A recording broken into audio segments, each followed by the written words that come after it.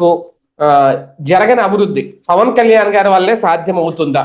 ఆ కోణంలో చూడొచ్చా పల్లిపండుగ వన్ ఖచ్చితంగా. గానీ అంటే ఎవరొకరు ఇప్పుడు హైవే వేస్తారని మన ఊరి మధ్యలో ఎవరు సీఎంగా ఉంటే వాళ్ళ పేరు చెప్పుకుంటారు.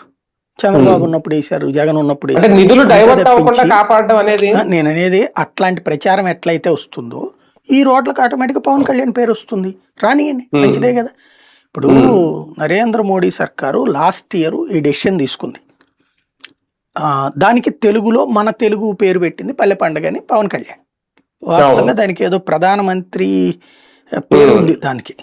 అవును అవును ఆ స్కీమ్ కిందన పిఎం జన్మన్న దాని కిందన ఏంటంటే దేశంలో మారుమూల గిరిజన ప్రాంతాలు అంటే మావోయిస్టులను పక్కన దెబ్బ కొడుతున్నాం, మనం పక్కన తీసేస్తున్నాం. ఏమని చెప్తున్నాం? ఆ గిరిజన ప్రాంతాల్లో వాళ్ళకి మీకు మౌలిక సదుపాయాలు లేకపోవడానికి కారణం వీళ్ళే అని చెప్తున్నాం.